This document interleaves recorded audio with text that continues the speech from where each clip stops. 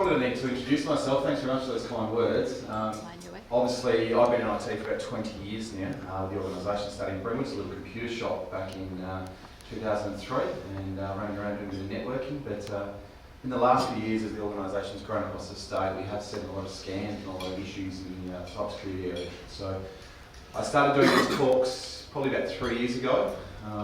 It really took off during COVID, and as you're all aware, we're working a little bit differently these days. We're starting to work, and I'll show you a statistic today, but I think it's about 50% of the time we work away from the office, about half of us work away from the office 50% of the time. So it changed the landscape a lot, and what I've been preaching for quite a while about these scams and about issues with IT systems and platforms and security breaches, people are starting to listen to it, which is fantastic. So I am from a small town. We've been there 20 years, as I said, but it doesn't mean we don't do business in the larger areas like in Perth. We have quite a few clients in here, an office down here, so we can mix it. But we also know that the regions are scammed and targeted a lot, so very trusted people in the country, and unfortunately end up losing quite a bit of money and also quite a bit of data. So today, what I'll do, I'll show you a little bit about some of that, just give you the education that you possibly need at a really low level. I'm trying to connect the high end, I guess the real technical stuff with the social engineering side of it, where people are targeted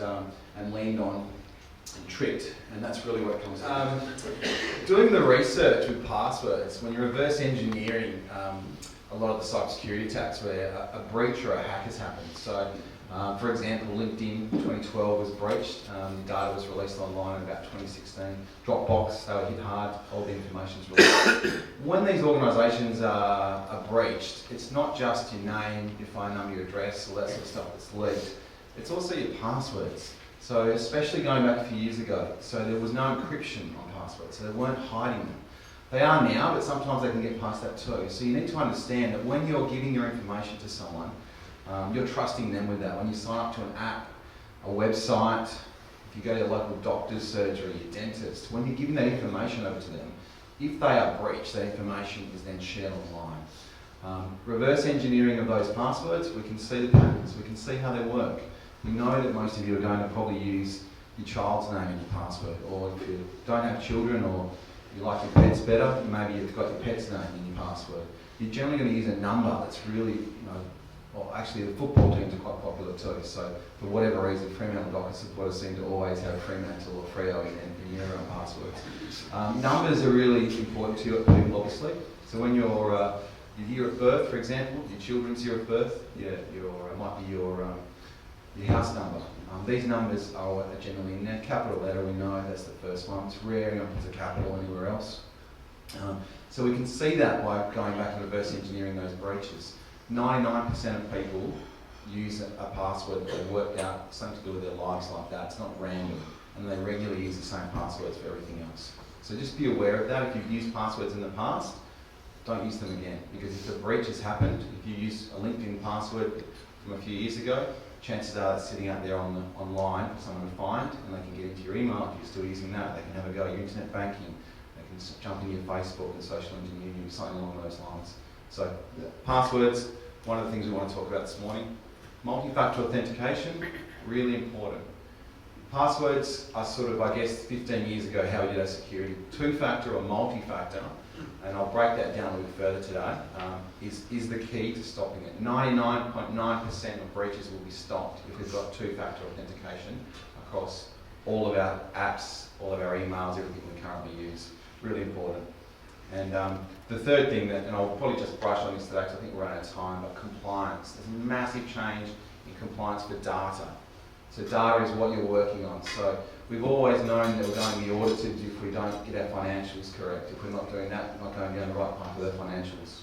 In the future, in the next few years, watch the government come down on the data, the compliance. You'll be asked to be compliant in the area of data, not leaking the data out of your organisation to other countries. It doesn't leak into China, into Asia, wherever it's going to Russia, because at the moment it's happening hand over fist, and we see it on a daily basis with clients. So because we haven't looked at how we house our data, how we look after it, how we're sharing it, and with these changes, especially with COVID, we're all having to do it a completely different way. The government's getting very serious about this, and we're seeing it in the employment sector at the moment, where the compliance screws are being turned, and you will not get funding, you will not be able to run an organisation if you don't have the compliance to a certain level. It'll come to the financial sector soon, if it's not already, and we're having to deal with it on a daily basis with our clients. So they're the three things. Sorry, I'm getting a bit serious, and I will scare you a little bit, hopefully today, but please take it lighthearted, and if you've got any questions, feel free to interact with me. Most of the time my talks are probably 50 people or less, so I do like them to be sort of a little bit more interactive. So any questions, pop your hand up, and if you don't understand something, just fire your hand up. I did a talk the other week, mentioned the cloud quite a few times during the talk, and at the very end the lady asked me what the cloud was. So the cloud is someone else's server, if you don't know, guys. If you're saving data on Microsoft's cloud or Google's cloud, it's just their servers instead of yours. All right, and also just have a little think about your own organisation today. We see this regularly. Putting your password under your keyboard isn't hiding it, sticking it to your screen. There's a balance you'll need to find in your own organisation and your own lives between that compliance and those efficiencies that you're after. And that's what we sort of are living in that world now, trying to work our way between that. Frustrations lead to shortcuts and allow scammers and hackers. I won't say hackers too much today because it's pretty rare we deal with hackers. Hackers target large organisations. Scammers target small business, and that's what we'll talk about today. So we'll start off with just showing you where we can find the passwords. Obviously we know just from that video that most people are creating their own passwords and they're regularly using the same password again. Sometimes slightly different, but usually you're sort of using your child's name or whatever it might be. There are some common passwords. These will be your top 20 in 2020 worldwide. Please don't use any of the common ones. No keyboard shortcuts and all that sort of stuff. It's really simple, and most password cracking programs are all over that really quickly. There's also these websites. I call these ones the red dot sites, the $2 websites. So basically, this is a search I did probably about 2 years ago after I went to a cybersecurity conference in Melbourne. It was searching it's an old company domain name. We were Best Computing originally. When I did the search of my email address, within 0.1 of a second, it came up showing my password, which scared me a lot. I'll show you a site just after this. This site was taken down by the FBI last year because it was too good. It's pretty impressive. But it cost around about $16 a month to subscribe to this. This particular site only in Bitcoin, but the new site I'll show you today, you can pay with a normal credit card. Now these sites house over 10 billion accounts breaches, and they're on plain to see on the standard internet, not on the dark web, just there. I call them the $2 shop because a lot of it's jumbled up a bit. You might get multiple entries, that sort of stuff, but really easy to get to. You can see there, we hadn't had kids at that point, so the cat was my password. I hadn't capitalised the capital letter yet, but that came about 12, 18 months later, and you now know what year I was born in because that's what I was using as my numbers on here. So I fit into that profile quite nicely. You can see that particular breach came from the two hands. But I'm going to go live to a site and just show you a search. And this is something that anyone can do. There's two sites. There's one that was created by a Microsoft engineer. His is for good. The other one they claim is for good, so you can go and check your clients if any of their information's been breached, but really we probably think that's being used for bad. So this one's called Dehashed. As you can see, I've put in our old domain name up here, so bestcomputing.com.au. We hit search, and then it brings up a whole range of any breaches that this domain has been involved in. I don't bring up other organisations live because it can get a bit embarrassing if we see people's passwords. But really, all you've got to do is click on here. You'll see here, there's mine. Click on and you can see there that's where that Monty 77 is. So, as you can see, my organisation, we had a guy, Daniel, that worked for us. Obviously his password wasn't very secure. One password. This one here, it's just a little keyboard shortcut. So if you're using these sort of passwords on multiple sites, if you're doing that for your login at work, to your Facebook, obviously if someone gets hold of one of these, they can get into anything. So, for those that have just jumped on looking, just stay with me because your passwords have probably been out there for the last 10 years. So the next 15, 20 minutes won't hurt.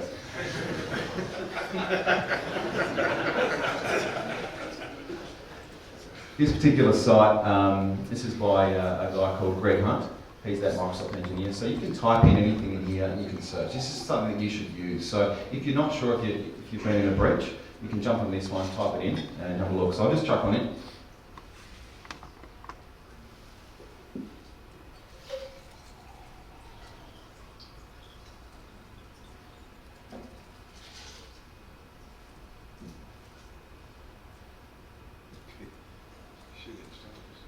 keyboard.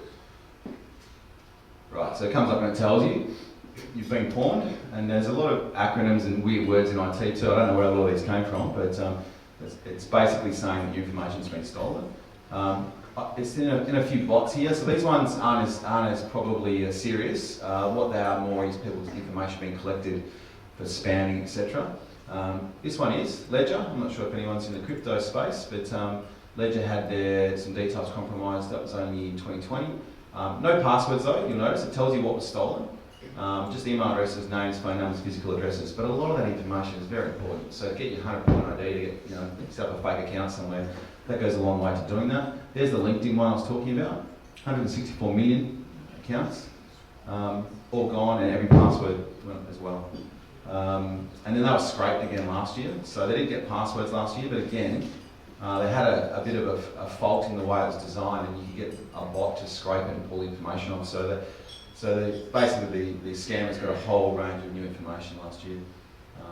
That's about all my accounts been in there, but if you pop yours in, you might find Dropbox pops up, Canva. There's all sorts of ones recently that have been breached. There's some really big ones. Is that all making sense?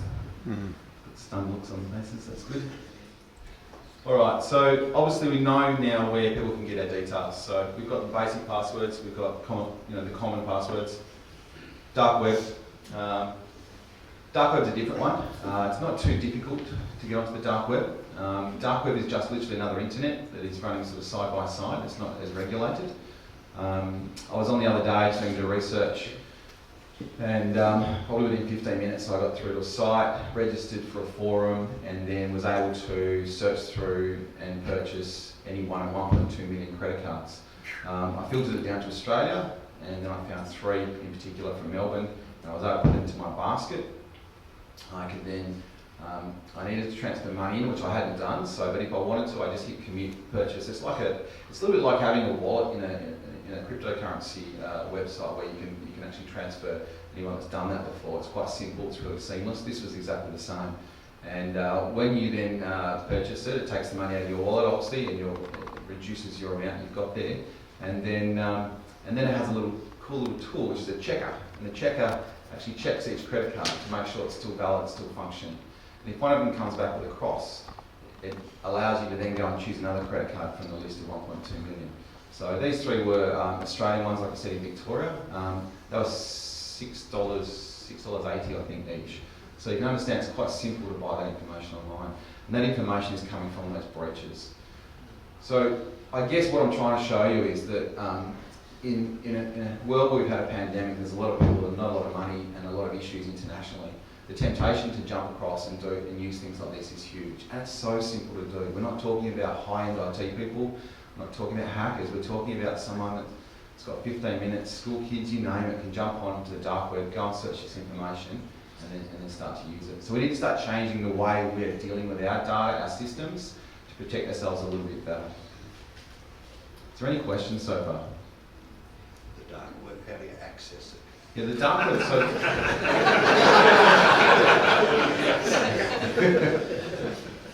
For good, not for yeah, we'll do a lesson after. But basically, it uses a different browser. It's a different network. So if you think about, literally like, it might be, those that have travelled and you've got a superhighway built on top of somewhere, it's a little bit going down the streets underneath. So you're using a different browser and a different network. It's pretty slow and clunky, but it is using the same infrastructure or similar infrastructure worldwide to get around. And it comes back to understanding how the internet was created, and that's really, 2 computers wanted to talk to each other. They worked out a protocol, and then they wanted to sort of get the whole office working, and then they wanted to connect it to the next building, and that's how it started. Everyone's connected now, and utilising the rules that they've created for the dark web, that's how you flow through there. There's rules for the standard internet, obviously, and we all agree on those, and that's how we float around there. But the dark web's just slightly different. So the Tor browser is traditionally known to browse. But anyone can do it. It's very simple. A lot of the breaches recently have been through phishing. So these guys target small business, 1 to 250 employees. So that's probably why we've sent so much, and especially being in the regions, we've just been hammered with it. So that's probably fast forwarded our experience a little bit and our will to try and fix a lot of these issues. You've all seen them. Netflix, Dropbox. You've probably had plenty of those come through. But those recognisable brands are what sort of drops your guard a little bit. Please don't trust email, and I'll show you in a minute why, but email is not something you should have built your organisation on. It's not a document management system, it's not really even a very good communication system. It was developed in the 90s instead of sending something overseas through the post. It's a borderless way of sending a bit of information, but there was no security around it, there's no organisation. You shouldn't be using email to run your organisation, and I'll show you in a minute why. Treat an email like you would a Word document. That's probably how you should treat it. That one's good too, the Zoom one. I've had that before, just before a Zoom meeting, thinking that is the actual link, but that's a phishing email that came through for one of our staff members. So I'll just take you through this phishing. Phishing PH instead of F. I'm from the northwest, so it's a bit different. Don't trust email. Again, I'll show you in a second why. Email, even your communications now, there's so many other ways to communicate, We love the Microsoft products because they're working with the Australian government on a lot of the compliance and working through security, etc., to make it simple for an organisation to become compliant. So, if you receive an email, you should be treating it like anything else, like a piece of mail that comes through the post. Who's it from? Well, they normally ask us, what's going on there? Why are they contacting me? I know we get hundreds and thousands, and that's why we'd rather use chat programs like Microsoft Teams or something, because you're not having to scroll through a big pile of emails and go through it quickly and not make decisions, not make smart decisions when you click on them. Hover over the hyperlink. Where's it taking you? If they're asking you to go somewhere, just hover the mouse there. It'll bring up a little map of where it's about to take you, and it'll outline in there what the website is. If it's something weird, probably don't click on it. If it looks legitimate, you can go and Google it and research it, but be careful on those links because it takes you outside of your umbrella of security. Who is it? What are they asking? The language is critical. We've had some really high profile people that have been targeted. I had a look at the DFK website too. It states on there who everybody is, what their role is, and then from there you can probably work out who would communicate with who. So it's not hard to spoof an email address or a domain. I can send an email from anyone here in the room to anyone else, just from my computer here. It's very simple to do. It takes you 5 minutes to set it up. So you can't trust who that email's coming from. And I'm talking from the exact email address, not from a weird looking one. So you can't trust that. So you need to look at other things. You need to look at things like the language of that person. But if you're being socially engineered, someone's watching you, and someone's learning from you, someone's in Facebook watching how you speak, they'll use your language too, so you be really careful with that stuff. We had the Shy President in Broome targeted, and very close to a big amount of money going missing, but just the way they finished the email was something along the lines of yours sincerely, and I'll use his name, Harold Tracy, which if anyone knows him, he would never use that language. He's a chippy originally, so he would never say that. So it triggered something, and that person made a phone call. That phone call is two-factor authentication. That's what that is. So if someone sends you an email asking something, what is two-factor authentication? It can mean an app, it can mean a text message, it can mean a WhatsApp message. It's another way of communicating. It finishes that circle of communication. So if you're ever unsure, work out your own way to do two-factor authentication. It could just be a simple phone call. That's MFA. Very important. So, smishing, vishing, spoofing, all these cool things. So I said before we can spoof domains. So spoofing a domain is basically copying your website and sending an email from your receptionist to your CEO. Simple to do. My guys love it when I ask them to set stuff like this up. They get very excited because they're not normally allowed to do this. But so we do that and we show people how simple it is to do. You've got to understand that phone numbers can be imitated too, very simply. So I can call anyone here in the room from anyone else. It's simple to do. I can even text people from other people. It's great fun for stirring up relationships. What I'll do now, and obviously text messaging scams, everyone knows about those. You've all had the Harvey Norman, the JB Hi-Fi, probably, Post Office, those sort of ones. They're very good though, and opportunistic, so you've got to be careful with those. But I'll do now, I'll just show you quickly how simple it is to mimic someone's phone number. So most businesses have, I'm assuming most businesses have voice over IP or VoIP type setups these days with their business systems. So with that, you can go into the system and you can simply change the number you're calling from. We do this for good because if you're moving from one office to the next and you're not set up with your phone numbers, You can set you up over here, and just say when you call out, you're going to be calling from the office number that you've always used.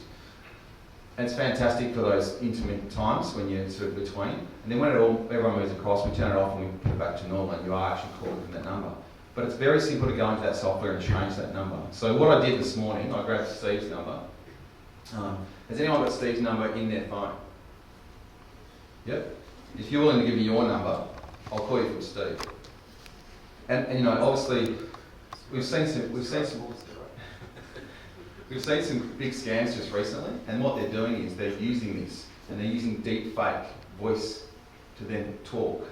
So they're calling from that number, and then the voice sounds just like that person.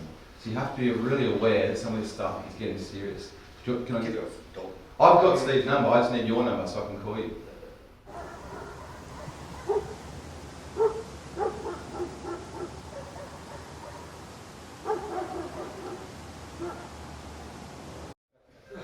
So I'm calling someone's number, I don't know who's. Are they in the room?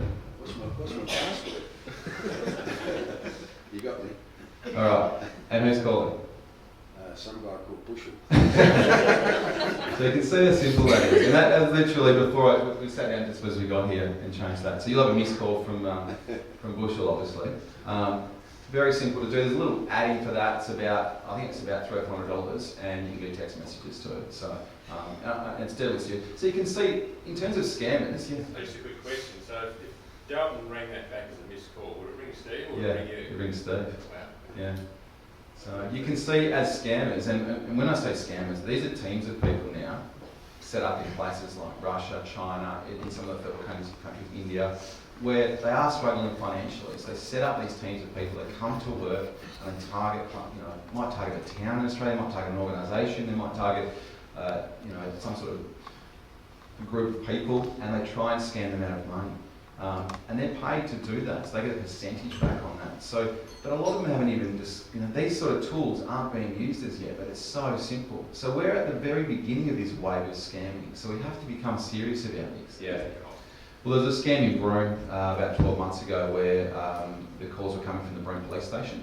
So they'd spoof the number from the Broome police station, and they were calling people, especially in the remote communities, the Indigenous communities. Obviously, if you're in the Indigenous community and you've had dealings with the police before, you've saved their phone number in your phone, and you get a call from them. It's a bit of a stressful situation, and then they started exactly what you're saying, just confirming who you are. What's your name? You give your name across. This is, and they were saying something about tax debt, unusual stuff, and then they started asking things like driver's license number, what's your address, all this sort of stuff. So they're gathering that 100-point ID as well. And then they try and obviously get some money out of you towards the end there. But if they don't get money out, they've probably stolen a lot of your information anyway by getting your driver's license number, etc. So at the moment, that seems where it's at. But I still think we're in amateur hour with this sort of stuff in terms of who's doing it. Wait till it gets serious. Wait till these people have it, really, really red hot crack at this. So what are they after? Everyone knows how to do a 100-point ID. That's what they're after. So the bottom stuff's probably more important. But online it's called, on the dark web it's called Fools, full ID. So FULLZ, and that's the nickname for it. So if you Google that on the dark web, then you get pushed off to these sites where you're looking for fools, 100 points of ID. Normally with a credit card too, so you've got that information.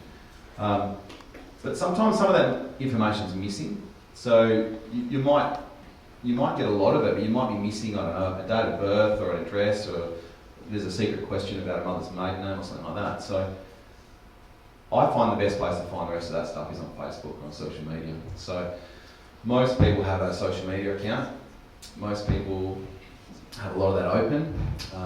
If they're quite diligent and they've closed it off, so it's only their group of friends, they don't realise that their good friend Matt has still used his Monty77 password for his Facebook, and someone's sitting in his Facebook watching their account.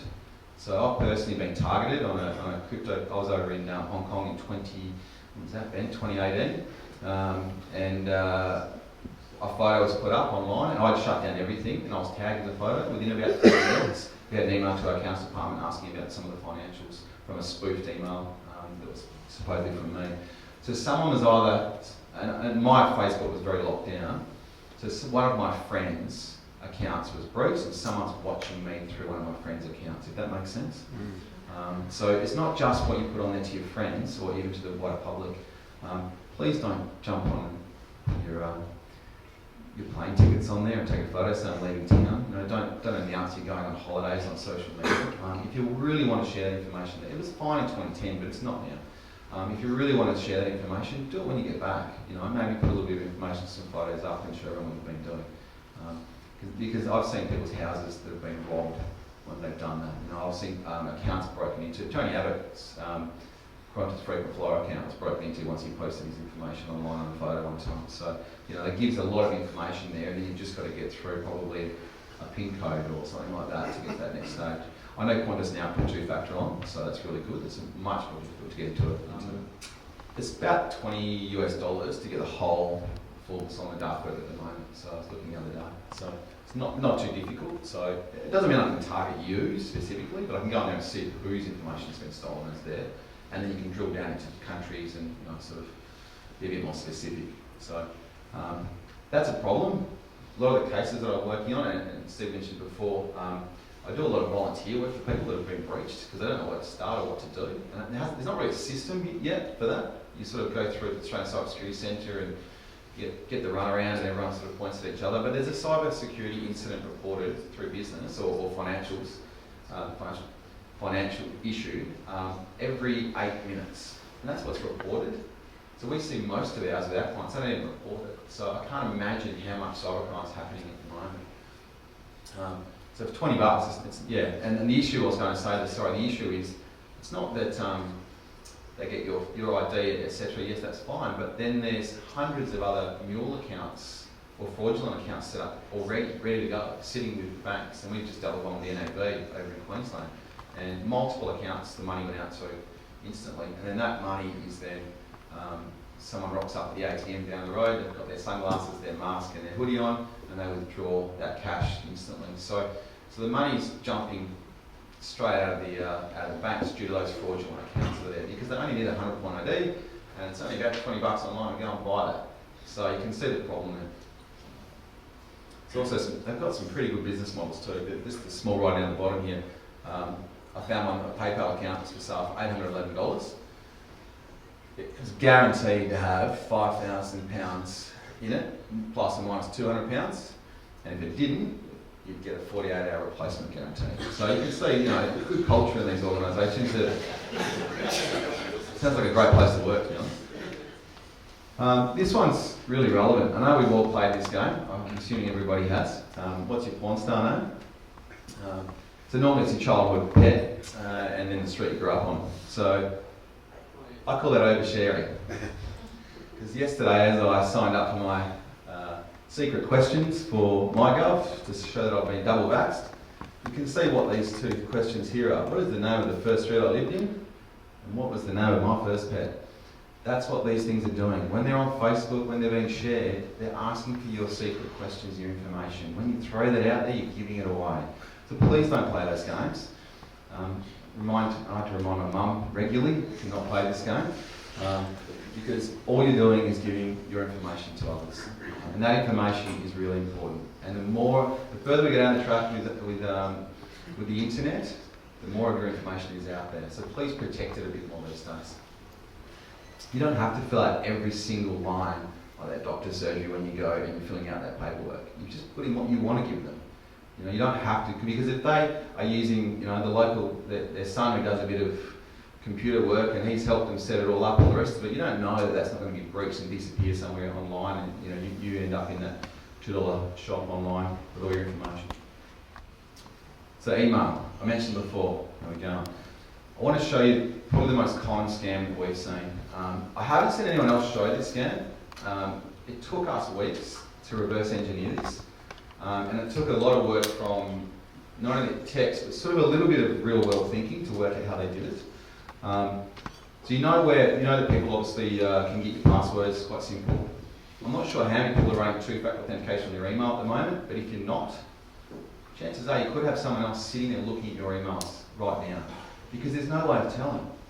So your emails sync to a main server in the cloud. And they sync back to your phone, back to there, back to your computer. You might have a tablet as well, it's doing that. What's to stop someone sitting in Russia It has your password because you've used Monty77 from years ago for your email. And then they're syncing your emails all of a sudden. They're coming down to their account. So they're watching you. The average breach of an email account that we've seen between 3 and 8 months. They sit and they watch and they learn and they understand your language, your organisation, where you spend money. If you think about how much communication you do through email, you can glean a lot from a person and their organisation. And then they wait to strike. And the striking bit is relatively simple. I said before, you want to make sure you treat an email like a Word document. I bet you didn't know you can edit an email. It's so simple. It's such a simple thing to do. I'll do it live now. So I won't talk as much here. I'll just sort of jump on and show you. And show you how I think, and I've just bought a house down here, and there's an amazing organisation that I'm not pointing them out directly. Realty Assist jump in the middle, and they help the real estate agents with the transfer of the deposit of the house. So this has just happened to us recently. I'll just show you how this could go astray. It's not about Realty Assist and their systems. Well, there's a bit, but it's not about them being breached or having issues. It's not about the real estate organisation, which is peered in this particular case, being breached. I mean, they're very secure, but it's just their process and how they're gathering that money that isn't.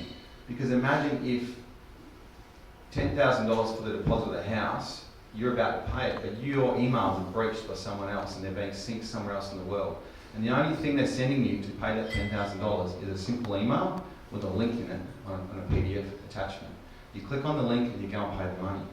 There is no two-factor authentication or multi-factor authentication, so the money can be disappeared quite simply. We see it regularly. We see house deposits, payments for pools, vehicles purchases.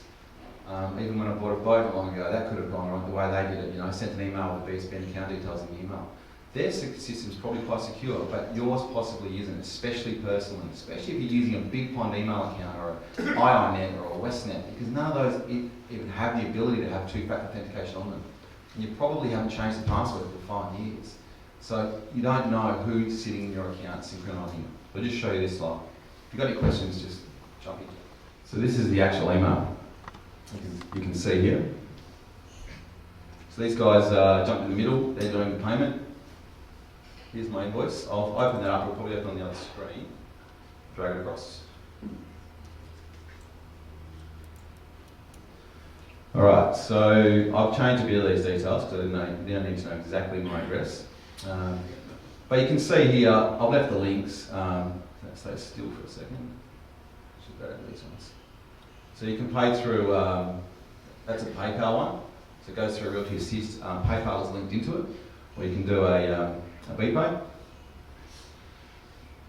Alright, so I'm the scammer. That email's just come in. I'm in Russia. And I've seen that. Here's my opportunity. So I've opened up the PDF. I can quite simply edit the link on the PDF. This is sort of 101. And instead of Realty, I'm just going to make that L at 1. Quite simple. I'll just save a copy of that.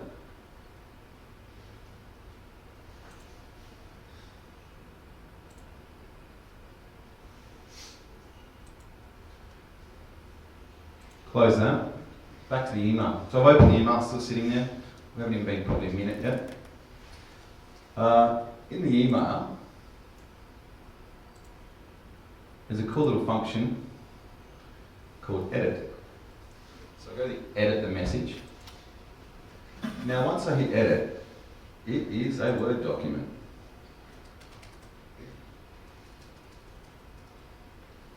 I can change whatever I want, very simply. Not only that, I can delete that little attachment.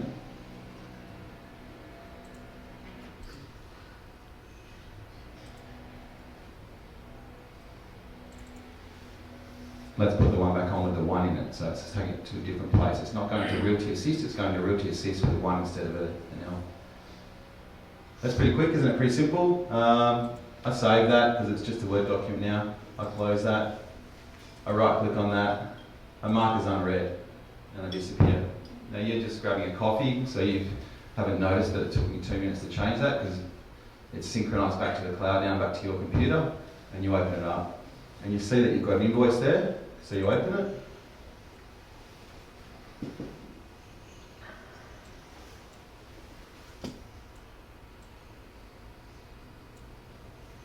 That invoice is open. You scroll down, you think, I'm going to use PayPal, because everyone knows that PayPal is so secure. And it's not in my experience, just saying. We actually lost some money on PayPal a few years ago, and the bank gave us the money back, and so did PayPal. So I don't know how they're reconciling their accounts, because it didn't work at our end. Hit click on the link, and what do you know? What I didn't tell you was that we've set up a domain during the week called realtyassist.com.au, and it looks a lot like the real one.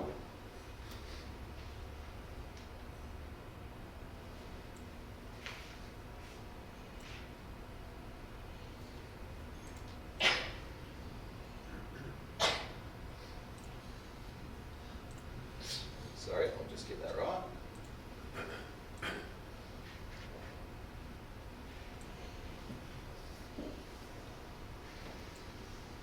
Right, if you can tell the difference, you're doing pretty well, normally when you're looking at a website. So you can see here, Realty Assist, the legitimate site. Realty Assist with the one. Really good job, Jake, it was really good. He scraped that site. How long did that take, mate? 2 minutes. About 2 minutes to scrape the site. So we fire that site up, that's ready to go. If you want to chat, you can chat. Either. Everything's basically the same.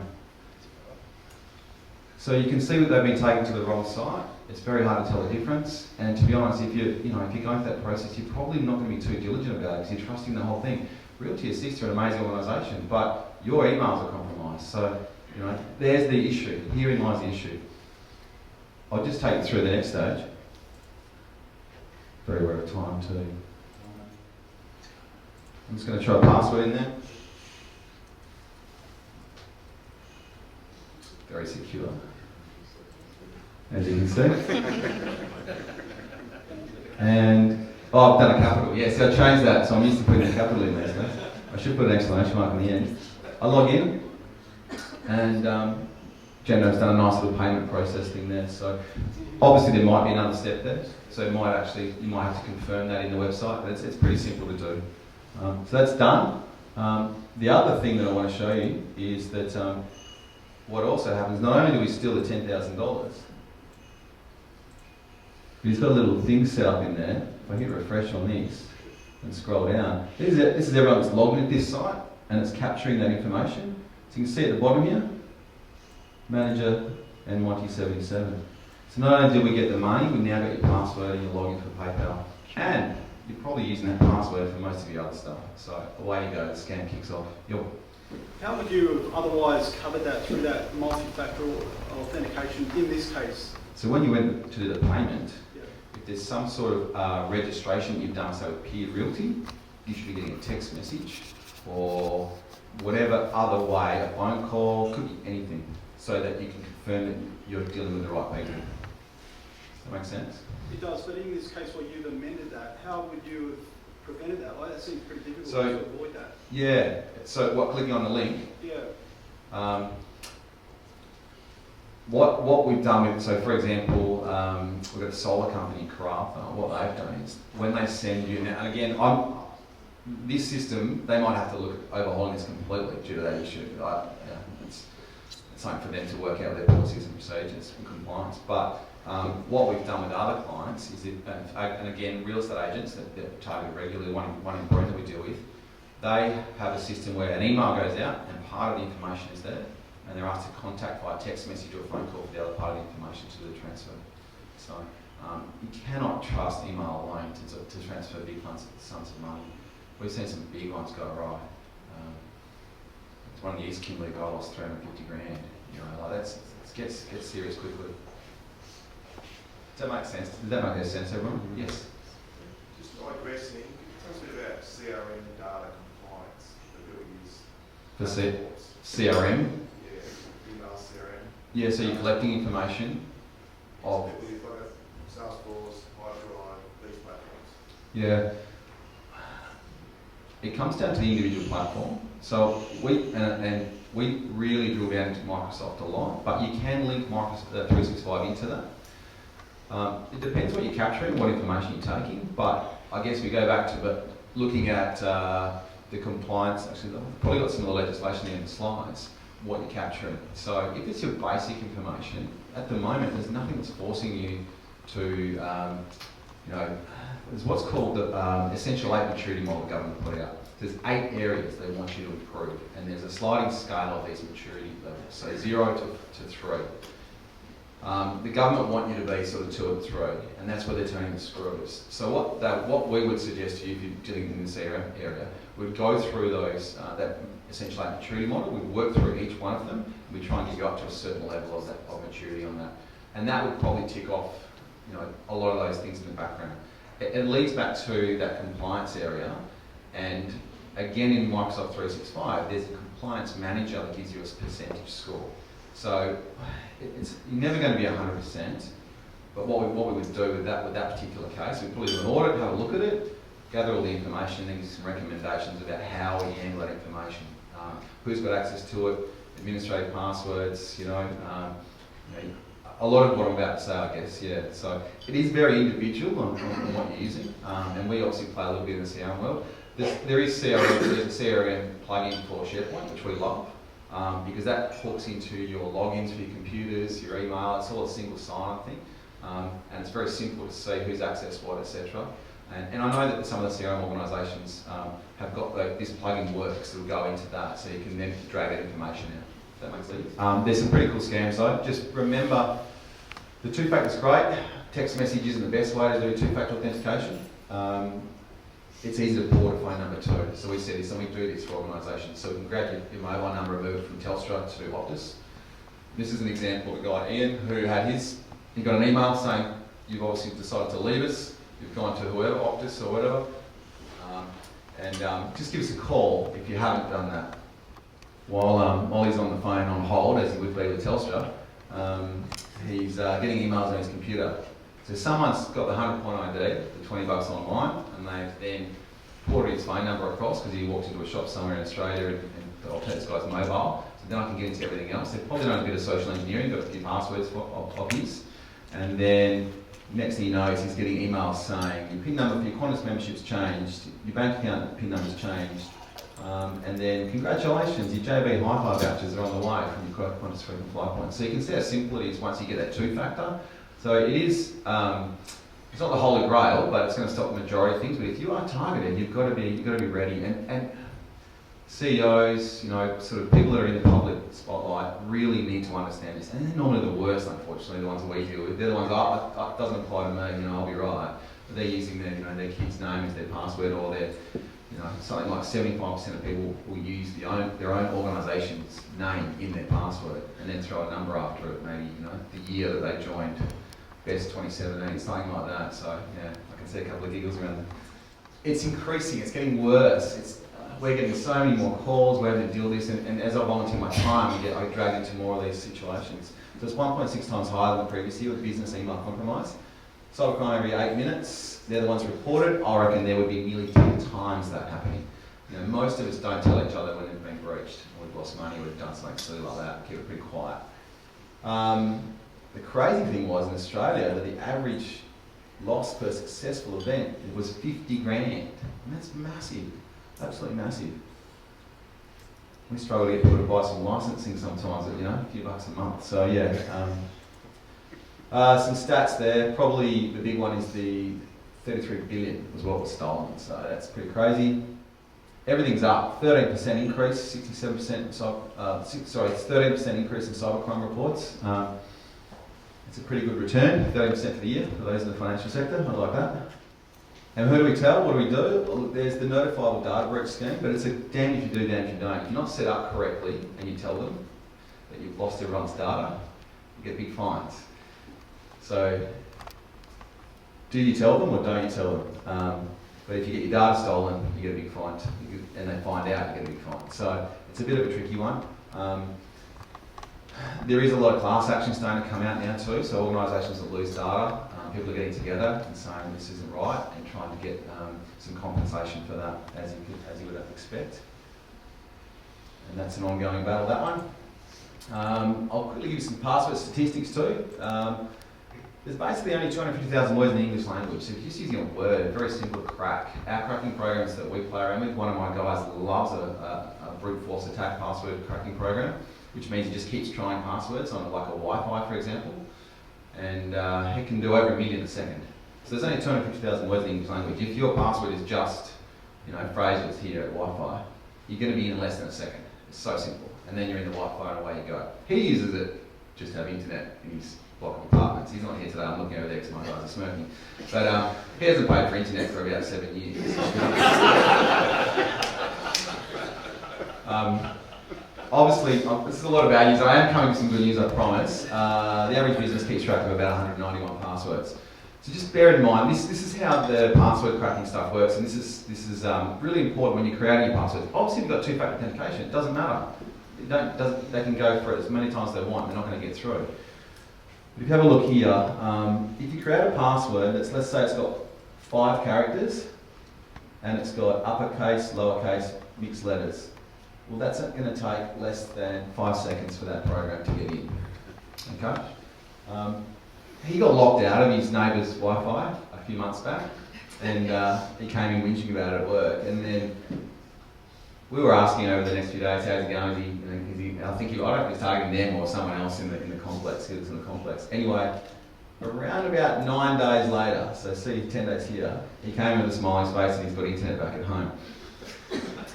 So we thought they've probably got a password that's got numbers, uppercase and lowercase letters, and about 8 characters long, because that's about the time frame. You can see it blows out. If you're using all of them, and you've got 10 characters, 928 years, you're going to give up. So the length of your password, if you haven't got two-factor authentication, is really important. This is really, I think, specific to Wi-Fi, because most organisations throw Wi-Fi in, and then they just, whatever the password that it came with, or they throw something simple on there, your phone number of the organisation, or whatever it is. It's really easy to just continue to hit the Wi-Fi. It doesn't block you out after 3 attempts, and a lot of websites still don't do that, so that's the passwords. I've mentioned a lot of it already. Password managers are the answer at the moment. I use LastPass. We've got organisations that do. You can share passwords between you. You don't have to show the other person the password. It remembers your passwords when you go to that website or that app. It puts it in for you. I don't know any of my passwords anymore. It does it. I've got one long password to get into that password app, and then two-factor authentication on that. So really simple to use. It saves me probably 15-20 minutes a day just because I don't have to look up the spreadsheet or open a book in my top drawer to put my passwords in to log into something. So it's not just secure, it's efficient. There's plenty of those out there. They're really cheap. Have a look at those. Or let us know if you need some more information. You can see there, that's what it does. It generates the password for you. And people look at those and go, oh, I don't want to know that. I wouldn't remember it. You don't need to. The app does it for you. You can get to it anywhere on your phone, on your computer, anyone's computer if you've got your own password to get into that app. Two-factor authentication, MFA, we all understand what that is now. It's just communicating on another level. That's all it is. Yes? What happens if the app gets hacked? Yeah, so again, that's why, so do you mean in terms of your whole organisation being hacked? No, the last app. Yeah, so, The last yeah. app. What happens if that gets hacked? Okay, so again, we put two-factor authentication on it. So you need a text message or you use an app to get in, like a Google Authenticator. So very difficult. And if the organisation or the app is actually breached, it's encrypted. So even the company don't know your passwords. If you lose your main password, as we've been through, you can't get your other passwords back. So it's a pretty secure setup. If someone was really good, they hacked your phone, they got past your two-factor authentication and they knew your password and got in, yeah, sure, they've got the keys to the kingdom. But like I said before, just having two factors stops 99.9%. And probably, we're going down a bit of a rabbit hole when we get to that point. Just the fact that you're using a password manager and using two-factor authentication will take out the majority of those issues. VPN use. Yeah. VPN use is fantastic. Yeah, all that's doing though is hiding where you're connecting the internet from. So it's about stopping people trace you, come back. So if when you're browsing the dark web using a Tor browser, that normally pops you out somewhere else. Like I pop out of Germany for whatever reason. It shows you coming out there. That's what a VPN is doing. So when you're using a VPN overseas, you're dialing back into Australia hopefully to come out, and it puts a tunnel on your information, like you're in a pipe. So there's no one can intercept that information. Please don't use public Wi-Fi for doing anything sensitive either too. So we've all heard stories. Ben and I have got a good friend, or it's Ben's cousin I think, that lost quite a few Bitcoin many years ago in a Bali cafe. And one of the other scams I was going to, I haven't quite got it set up correctly, but I could have brought in the Wi-Fi module today. I could have mirrored the Fraser's Wi-Fi. I could have spammed their Wi-Fi, so I smashed it, knocks it out, and then regenerates the Wi-Fi with the same name. And anyone here that connects to that Wi-Fi comes through, it's called a man-in-the-middle attack, it comes through my router, and then we capture all your information. So unless you're then dialing through a VPN, we have all the information you're doing, you're typing, sending, texting. So, all right, how are we going? Get wrapping up? All right, the rest of the stuff, a lot of it's very self-explanatory, updates, antivirus. We need backups, so I really want to make this point. If you don't have anything else in your organisation, have a disaster recovery plan and a cybersecurity response plan. So what are you going to do when you've breached and you are encrypted and hackers are going to expose all your information publicly, social media, online? What are you going to do? How are you going to approach that, especially if you're a decent organisation? Cybersecurity insurance, very important. 25% of small business has it. I think 99% needs it. The only problem I see with the insurance companies is that they are paying too much for the ransom. So it's driving prices up and it's encouraging people to come and attack and try and negotiate with insurance companies. That's a whole other conversation. You can get personal cybersecurity insurance too, $350 a year. It's very cheap. So if you do pay for that car or that house and you're losing money, you'll get it back. I've got the insurance companies wheeling me out to talk these days, so that slides there for them. Managed services, a lot of the organisations we deal with, this is an old slide, I put that on purpose. Used to be remote support. Managed services now, your organisation you're dealing with should be talking about compliance. This is where they should be. They should be having those discussions on an ongoing basis. And the essential aim and truth model that the Australian Cybersecurity Centre put out, that's what they want. That's one of the boxes you've got to tick, that you've got an organisation you're dealing with who are asking the right questions. I mentioned before how things have changed so much. We can't protect people at home. Your own BYOD, your own devices, your own routers, etc. It's changed a lot. So this is why this stuff and this is the Australian Cybersecurity Centre model. 8 areas. They've got maturity level 3 layers there. So you can be 0, 1, 2 or 3. And it's pretty simple to follow. And 3365, but here's your compliance manager. Really simple stuff. I mean, it's not simple setting it up. We go through 1,000 line items in a spreadsheet to sort of get all your policies and procedures, but then you're given a score. Everyone loves a score. We showed a client the other day and they got 55%, and we're not happy. He said it was only just a pass, which is great, because if we sit there and talk about cybersecurity, and they're not interested, but we show them a nice illustration and talk about little things like limiting consecutive logging failures. If we turn that on, adds 27 points, adds 0.5% to their score. And that all backs into ISO 27001. So it's an ISO accreditation here that we're aiming for. So that's how that all works. Microsoft have been working on this for many, many years with the Australian government, and it's a great system. It's starting to come to fruition. So that one's probably to take a photo of. What can I do? Get away from these ones, Big Pond, Giant Big Pond, whatever those, what I call ISP-based email. So Internet Service Provider. They gave you those email addresses for free in the 90s when you had dial-up. That was a carrot to come in to join that organisation. Don't use them as email addresses. They're not email companies. And like I said, don't build your lives and your businesses around email. 2-factor authentication, hover over links, password managers, keep updating devices. That's very important. Updates are not generally to improve the device. My Tesla gets updates all the time. Most of them are security updates, not features. Social media, we talked about all this. And separate a little bit of personal from work. You've got to still keep that stuff sort of a little bit separate. That's who we are. Thank you guys. Hope I haven't scared you too much. Hope I gave some solutions this morning. And thanks again for having me. And again, thanks for the support, DFK, with the Col Andrews Foundation, and also Brad and Lisa from Sutton.